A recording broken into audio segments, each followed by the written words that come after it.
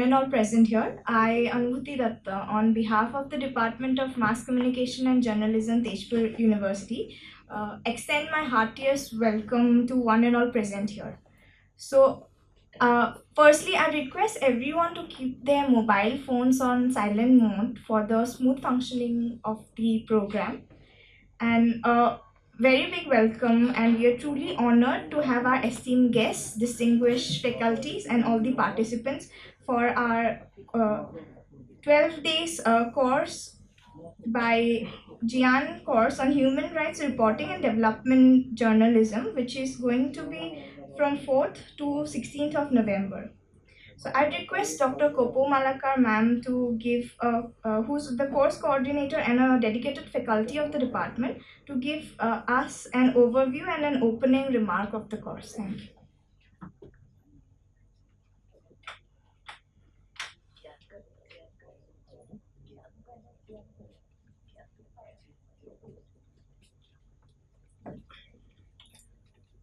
A very good morning to everyone. So it's a bright and hopeful day, and we are all set to start a 12 days long GAN program. It's our honor to have the presence of respected Dean Academics, Dean Humanities and Social Science, esteemed colleagues, distinguished guests, esteemed participants, dear research scholars, and students. It's an honor to welcome you all to this 12-day workshop on human rights and development journalism, which is sponsored by Ministry of Education, Government of India. And we are fortunate that we have with us the international fellow, Professor Hanan El Essi from Cadiz University, Morocco, who will be sharing her experiences and insights with us. Uh, this workshop exemplifies our commitment to interdisciplinary learning, particularly in times when the ethical responsibility of media and public trust are paramount. So, human rights reporting and development journalism are two interconnected fields with having some commonalities, such as the issues which fall under the spectrum of human rights will also integrally form the aspect of development journalism. So, human rights reporting involves basically protecting and safeguarding the dignity and freedom of every individual, and shedding light on the marginalized conditions and trying to promote awareness on this marginalized condition, why it has happened, and how it could be changed. So, development journalism, on the other hand, focuses on reporting of development issues that affect social progress, including health, education, infrastructures, and also poverty related issues. The course aims to equip participants with a comprehensive understanding of human rights reporting and development journalism, with a focus on both global perspective and local contexts. And the course proposes to address the question of representation of development centric issues in news media, with a specific focus on women, children, and minorities in media. Another aim of the course is to bring together individuals from diverse backgrounds and professionals to engage in meaningful discussions, who can share their experiences with us and also promote their understanding uh, on issues of global relevance, and that too in local contexts. So, our goal is to cultivate a platform for the exchange of ideas, collaboration, and learning from each other's experiences.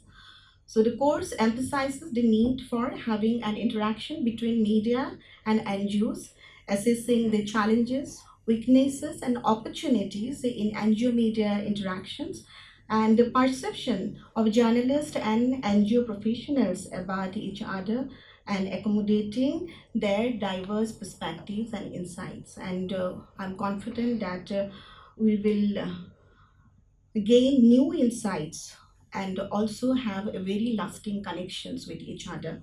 And I wish to have a very enriching and successful workshop. Thank you so much.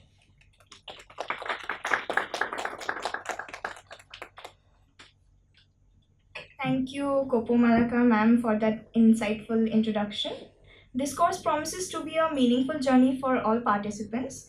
Next, it's my honor to invite Professor Obhijit Bora, the head of the Department Mass Communication and Journalism, Tezpur University, to extend a warm welcome to all. Thank you. Sir, can you please?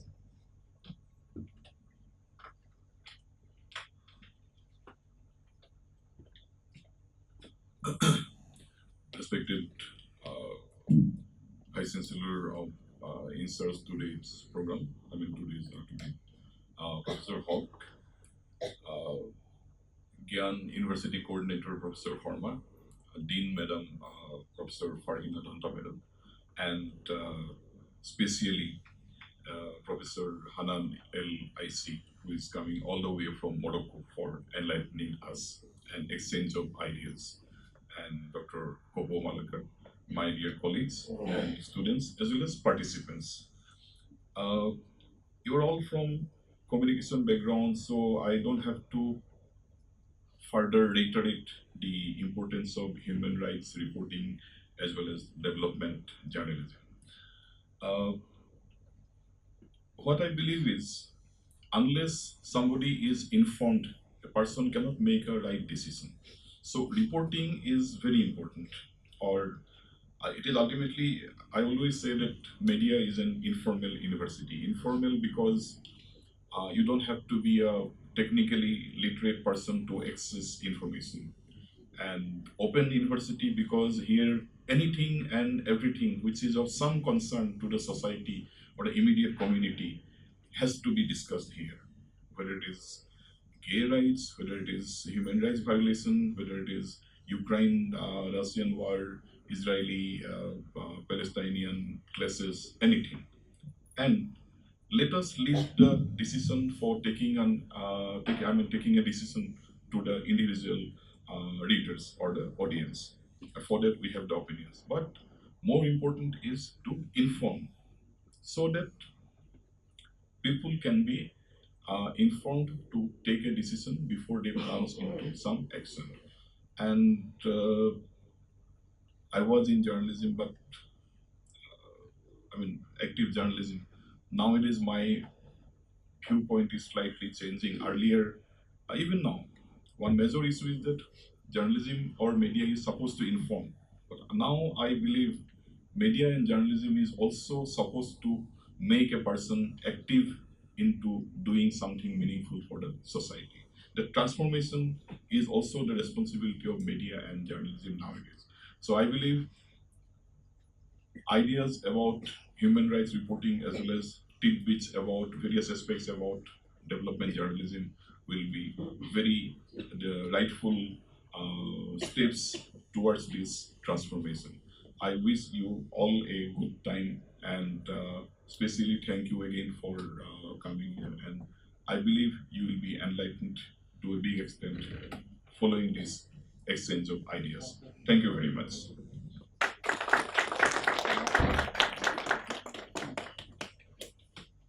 Thank you, Professor Bora sir, for your warm welcome. Now we proceed to a special moment of felicitation. So I request our esteemed guests to come to the dais. I request Akanksha to welcome them.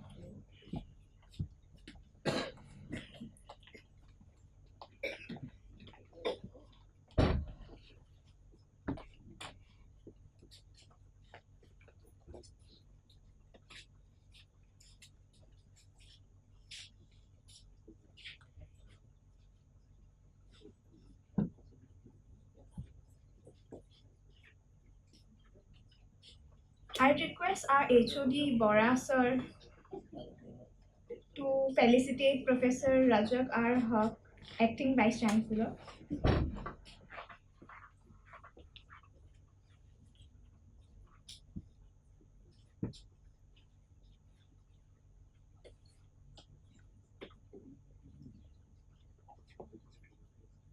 Not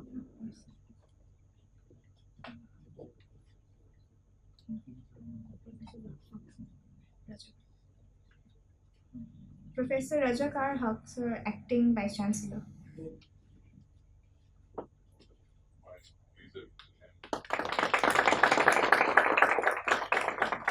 I would also request Bora sir to felicitate Professor Farhina Danta ma'am, Dean of the School of Humanities and Social Sciences.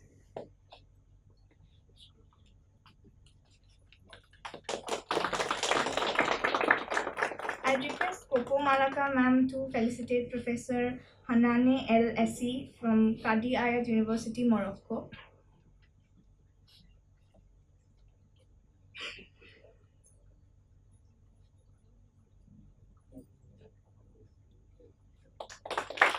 I'd also request them to felicitate Professor Shantanu Sharma, our local coordinator for the GIAN course. Thank you to our faculty for the felicitations. Moving forward, it is now time for the principal address, which will be delivered by Professor Shantanu Sharma sir, our local coordinator and a distinguished faculty member from the Department of Electronics. Sir.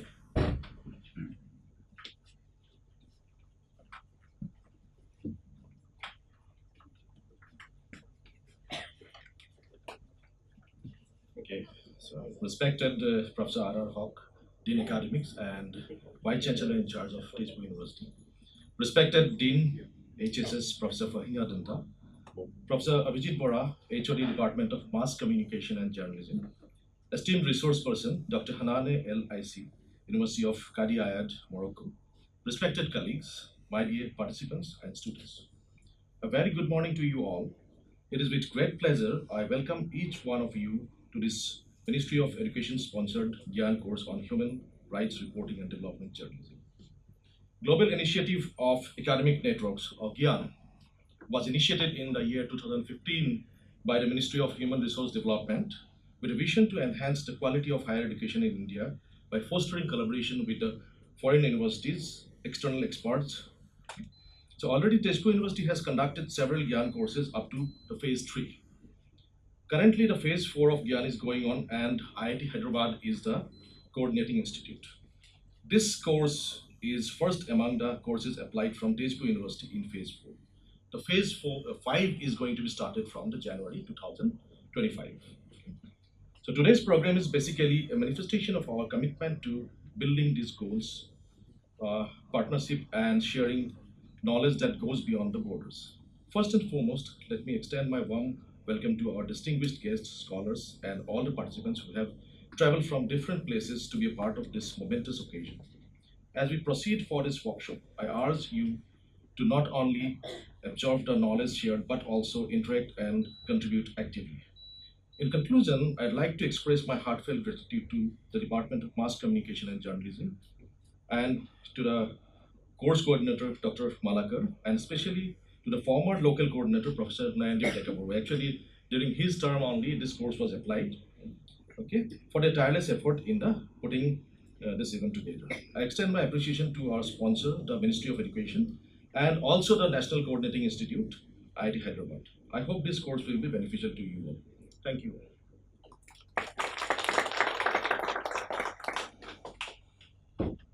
Thank you, Sharma sir, for your inspiring words. Now I request Farhina Danta ma'am, Dean of the School of Humanities and Social Sciences, to inspire us with her.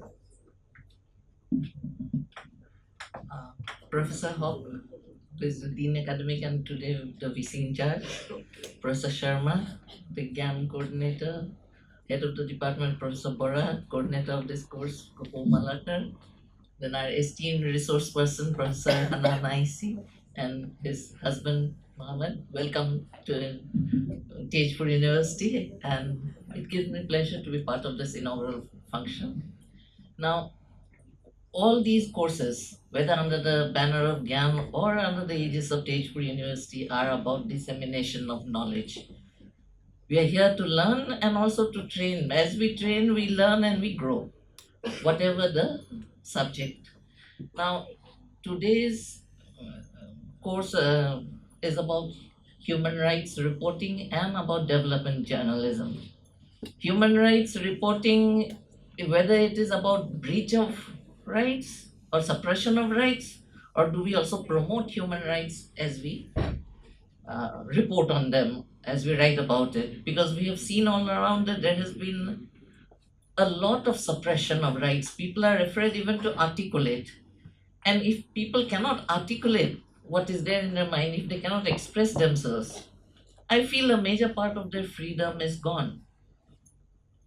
Okay, you cannot say what you like and be offensive in public, but I believe the more we express ourselves, the more we can maybe come to a better understanding of things, including issues pertaining to social welfare.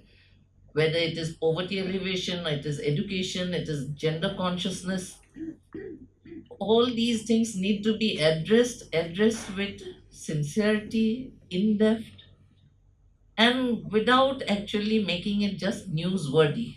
Reporting need not be only about screaming headlines. I've said this before, and I would like to repeat myself at the cost of being boring, because this is something which we are struck by nowadays. The Especially the electronic media, it has decided they need to shout, and we have seen very important anchors as well as local anchors shouting. Instead of that, shouting in the sense that they feel they need to make headlines. No, the news needs to be reported quietly with dignity. Even if there is a serious problem that they are reporting, we don't need screaming headlines. Anyway, journalists who do the reporting also have their rights. They also need protection. They can do better without intimidation, which we see. And I believe they can also go beyond patronage.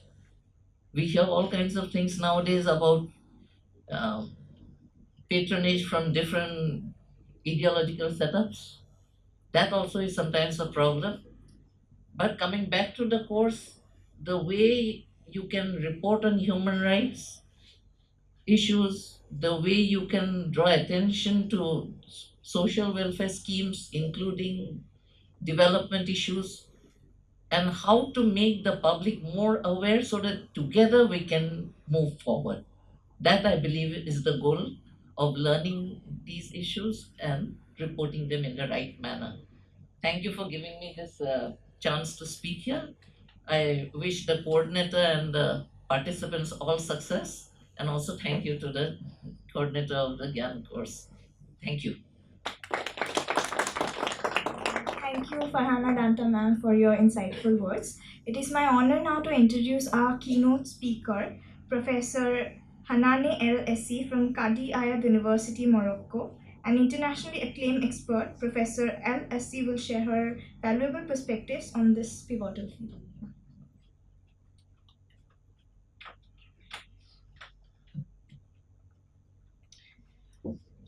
In Morocco, we greet each other by saying the word salam. Salam means peace. So, esteemed professors, distinguished guests, participants, my dear students, I wish you a blessed morning full of peace, prosperity, and resilience. This is my first time to India, but I hope it will not be the last one.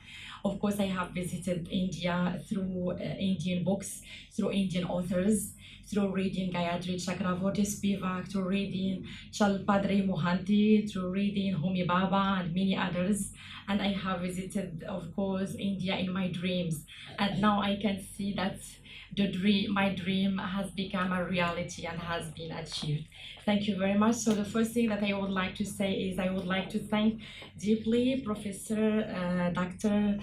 Kapo Malakar for inviting me and for organizing such an event, because I do believe that she has opted for a very up-to-date topic, which is about human rights and development journalism. This is something that we all need today. So it's both an honor and a privilege to stand before you today as we gather in the celebration of human rights, which I do believe is one of the fundamental pillars in humanity. So human rights today, as members of the Global Academic Initiative Network, so we unite not only in recognition of human rights, but also in a shared commitment to uphold, protect, and promote these rights through knowledge. through education and the transformative power of learning. According to Michel Foucault, knowledge is power, and this is the thing that we are seeking at universities and at faculties. In many ways, human rights are the foundation of everything we do. If I didn't have the right to travel, I wouldn't come to India. So this is the thing. If I didn't have the right to have a good name, so my name wouldn't be Hanan. So these are our rights, and we must enjoy our rights. So these rights affirm our dignity, our words. They remind us of our shared humanity, and they paved the way for compelling us to envision a world where all people are treated with respect and fairness, free from fear or prejudice or discrimination or racism. In essence, they are a compass guiding us toward a more just and inclusive society. We recognize, however, that the journey towards this vision is neither simple nor straightforward. Around the world, individuals face daily challenges, whether through conflict, discrimination, poverty, or inequality, that undermine their rights and freedoms. Unfortunately speaking, these issues remind us that human rights are not merely words on paper, and they shouldn't be. They are real, tangible, and this is why we are here, okay? To just foster their implementation, their protection, because they must be actively defended and protected. The Global Academic Initiative Network, with its commitment to cross-disciplinary, cross-cultural engagement, is uniquely positioned to foster a new generation of leaders like you students of this Tezpur University, thinkers and advocates who will champion human rights in every arena. Education, I do believe, is one of the most powerful tools we have to advance, in order to advance human rights. It empowers individuals, equips societies with knowledge, and instills in us the values and the virtues of tolerance, respect, and justice. As we celebrate today, let us remember that promoting human rights goes beyond acknowledging them. It requires active, ongoing effort, hard work.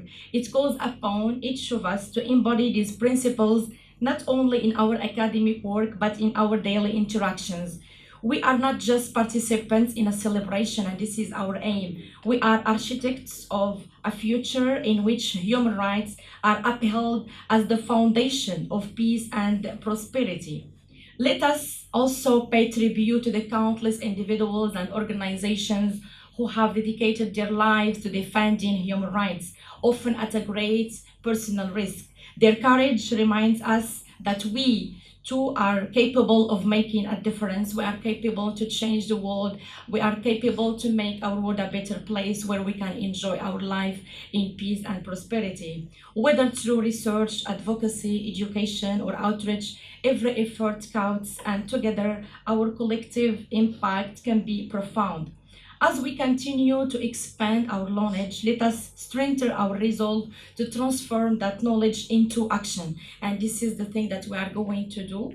Through global academic initiative and collaborative effort and this cultural exchange, we have the potential to bring human rights issues to the forefront, raising awareness and inspiring change in ways that ripple across continents and generations. So thank you for being part of this very important pre-ordinance program, which I do believe is very up to date. So again, let us carry the spirit of today's celebration forward into our classrooms, into our lectures, our research, and our communities also, so that we can build a world where human rights are not only celebrated, but fully realized for everyone and everywhere in the world. Thank you very much.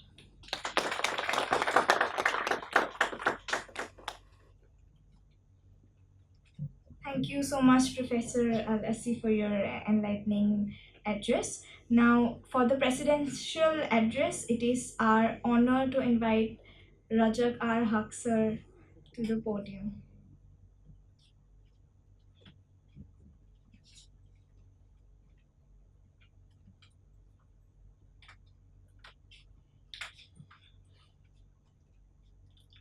Dean School of Humanities and Social Sciences, Madam. Uh, Professor Sharma, the coordinator of this program, Dr. Malakar, our esteemed guest, uh, Professor Hanan, Registrar of Tezpur University, and participants, and colleagues from Mass Comm Department. Good morning and welcome. Well, I'm not really very prepared for today's thing because I teach something chemistry and physics, and but what I understand that human rights is inherent uh, with every human being. Uh, Rights are something you don't have to look around that where is that human right, what is that, but it is inherent with every human being irrespective of caste, creed, religion, nationality, whether I'm native or immigrant, whosoever it is, you all inherently have human rights. And history of human rights, as we know as student, that we have several decades after that Second World War, that United Nations came up with the Universal Declaration of Human Rights. And if you see the UN Charter, the uh, first clause says about dignity of human rights, if I'm not wrong. And just now you say that it's dignity to have your name, and I'm talking to you, and it happens everywhere. Wherever I go, my name is misspelled. My name is not pronounced. My name is Raza. Okay, if you can call me Raza or you can call me Sir, not anything else. Okay, or you can also call me Professor Hawk or Doctor Hawk. Oh, never mind. I'm just never mind. Okay, okay, yeah.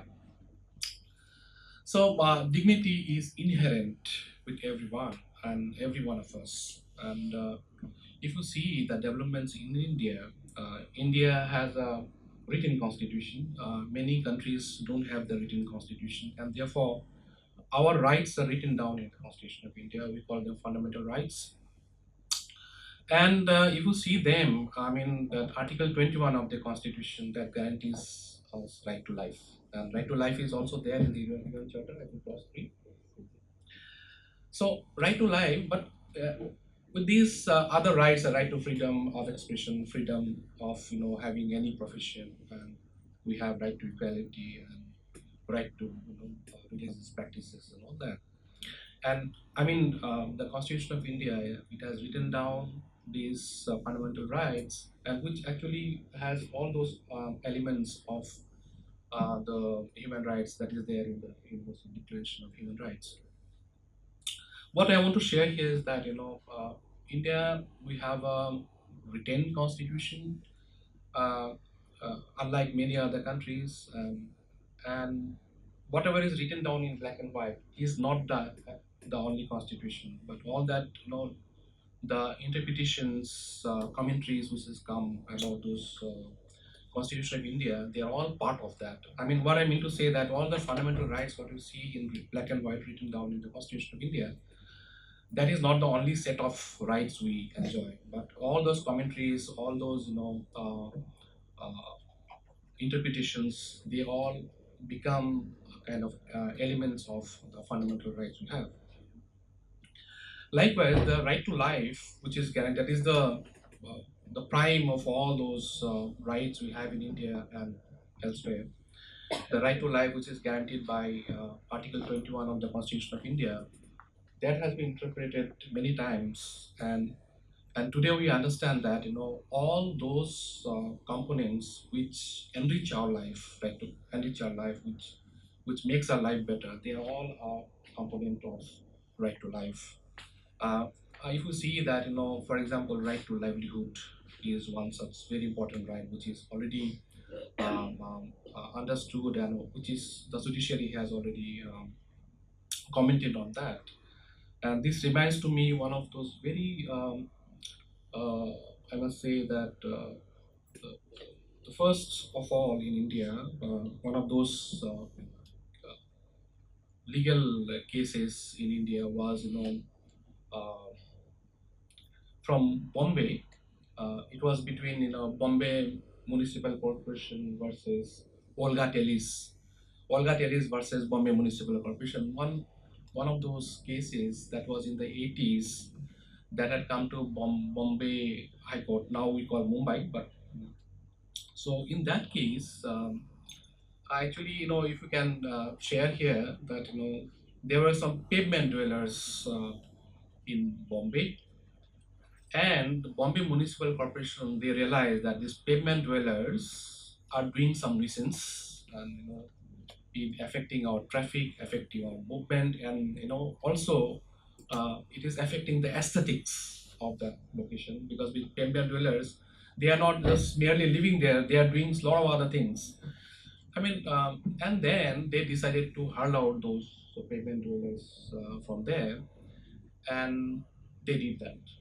And then this one of those pavement dwellers and one journalist, they moved the Bombay High Court that these pavement dwellers who are there, they are not merely living there; they are also associated with that place with the kind of livelihood they have. Somebody is ironing clothes. Somebody is mending your shoes. Somebody is doing something or the other, and their livelihood is associated with that location. And when you move them out from there, they lose their livelihood. So how livelihood could be a component of right to life? The court explains that you must have some decent earning to have a dignified living. That that my livelihood is associated with my dignity. As a human being, we should be allowed to live like human beings, and and therefore we need to have some decent earning to have a dignified life. And court explained that the right to livelihood is as fundamental as right to life, and because with that livelihood you can live with dignity. And many of us who know that there was another such very important case in Bombay High Court was that madam, uh, another very important. It reminds me. I mean, there was one dance bar cases. If you remember that, in Maharashtra and Mumbai, Pune, there are many such dance bars. They were shut down, and then the same thing that those dance bar, those women who work there. Uh, I mean, they are supporting their life, and it was a part of their kind of a livelihood, and they are having a life and dignity with that livelihood. So, I mean that as I told you that every one of us, it is inherent that we have the inherent human rights, one of us, and journalist job. As I understand that just now the HOD was saying that journalist's job is to report and also to make opinion. I don't know if you really have to make opinion, but what I understand that journalist's job is not to take bird's eye view from outside and see where is that human right violation and where as I understand that human right is there everywhere. Every issues have to have where you can explore that human right angle. Uh, Not going by that bird's eye view, but if you allow me to, madam, to use a word, a frog's eye view, we call that a frog in the well. You be there and take a look here and there, and take a frog's eye view and see what's happening and report. I think that would probably make more sense when you are talking about human rights. And also, as I teach environment, I must at the end I must want to tell you that climate change and sustainability is probably the biggest story of the millennium, and that is where we have a lot of such human rights issues with those stories. And I would like if any such session on climate change and human rights is also done in this department. That would be great.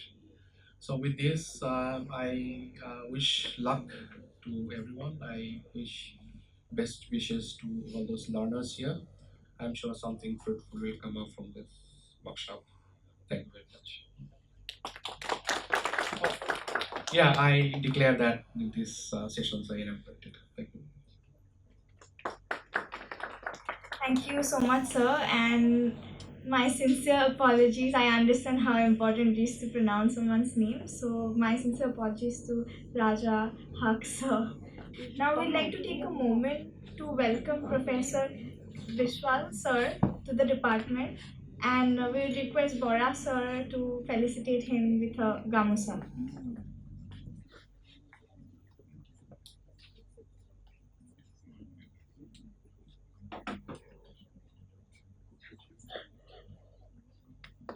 We request Vishwal, sir, the registrar of Tezpur University, to speak a few words.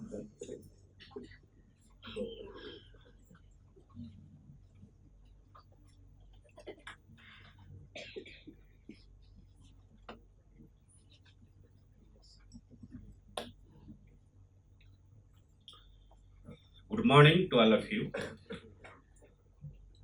Esteemed Vice Chancellor in charge, Professor Haq Absentia. Esteemed Dean Madam, School of Humanities and Social Science. Esteemed Professor Sharma, Coordinator. Dr. Sammalakar, and esteemed guest, Professor Hana, and Professor Bora, my friends, head of the department, all participants, dear students, research scholars, all delegates. Just I don't know about this. I am not expert this area. Just morning I got the news, also information. I have collected some information about human rights. This topic, the global initiative of academic networks, the human rights reporting and development journalisms. See, according to your concept note, already have here. Already you have mentioned here.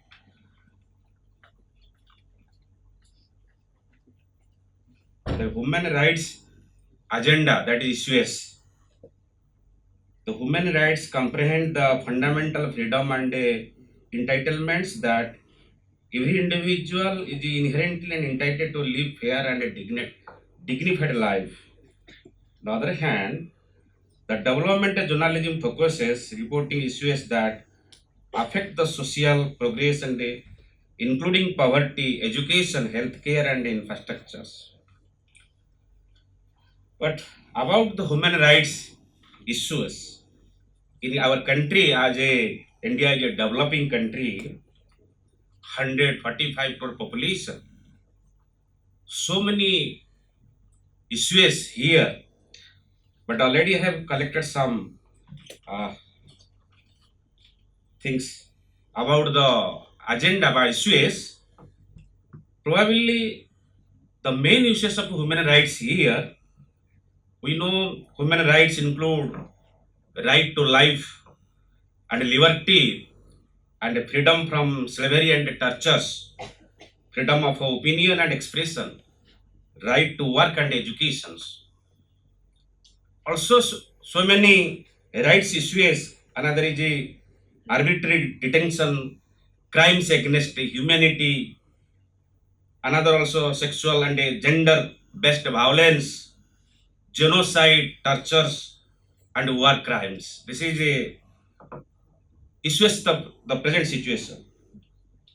Then what are the challenges in our country? The poverty and global inequalities. You know, in India, out of 145 crore population, probably 40 crore is below poverty line. That's why our Honorable Prime Minister Modi ji also giving 80 crore people up to another 5 years, ration card also, you know that news. And poverty and global inequality, discrimination, and that is a democratic deficit, the right to inequality, but this is also Article 1.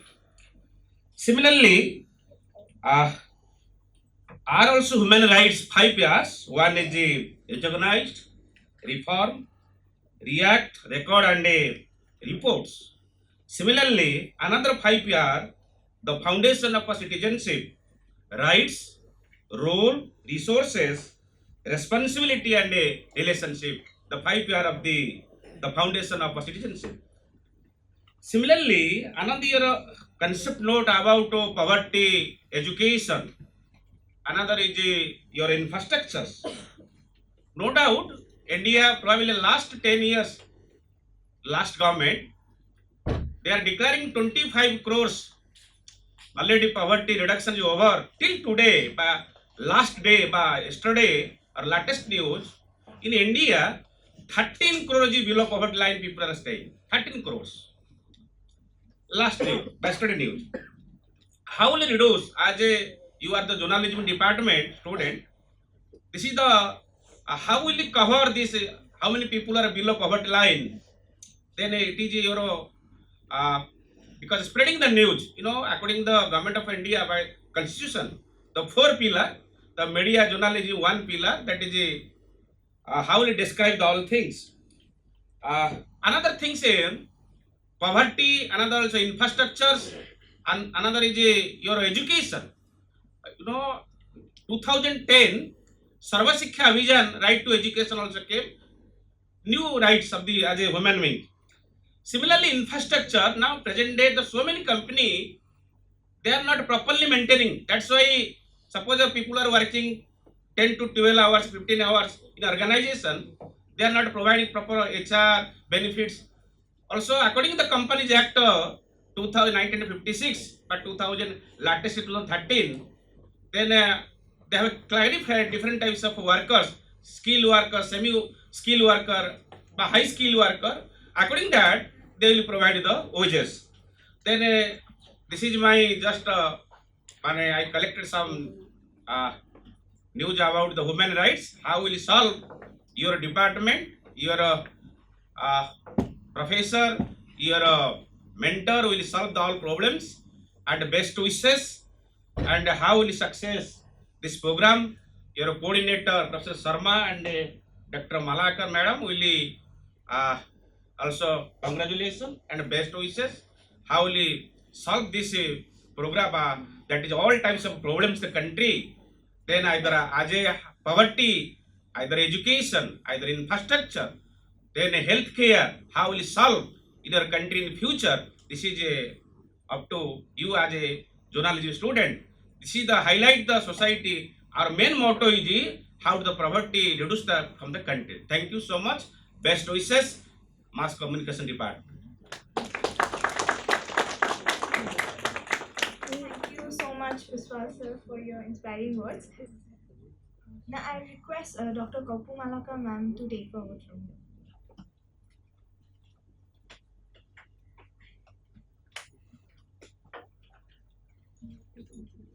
As we have come closer to the end of the inaugural ceremony, I would take the privilege to deliver the vote of thanks. First and foremost, I would express my gratitude to our distinguished guest, uh, Professor Hanane, who have come all the way from Morocco uh, to resource the session. I would also take the opportunity to express my gratitude to esteem our esteemed professor, dean of academics, and also dean humanities and social science for gracing our event with their esteemed presence, as well as our registrar sir, who have also joined us at the end moment and raised the occasions.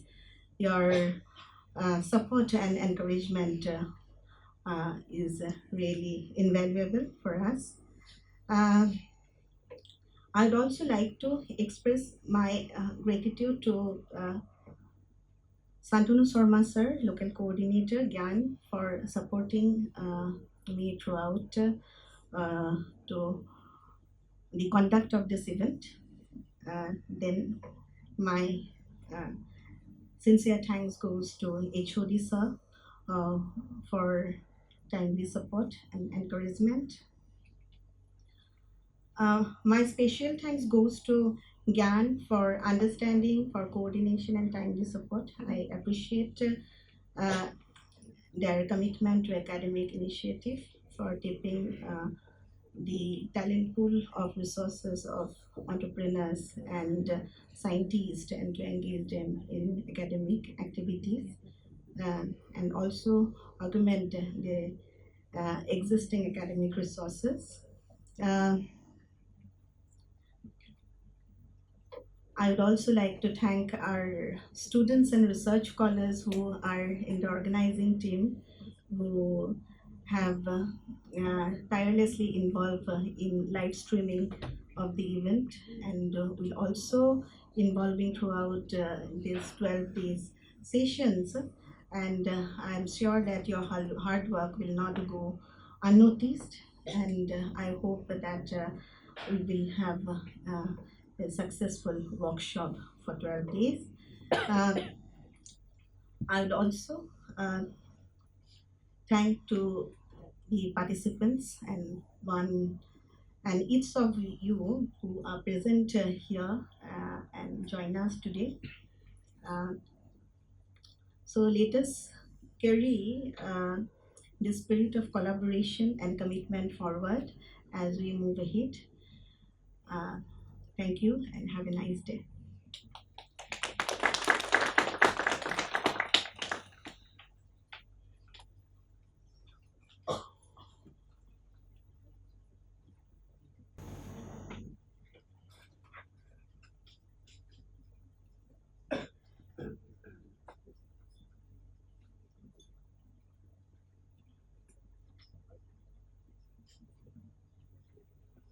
Thank you so much, Dr. Thank you so much to Dr. Kopo Malakar ma'am. Now we will take a short break and the tea is ready outside. So I request everyone to go and have their tea and snacks. Thank you so much.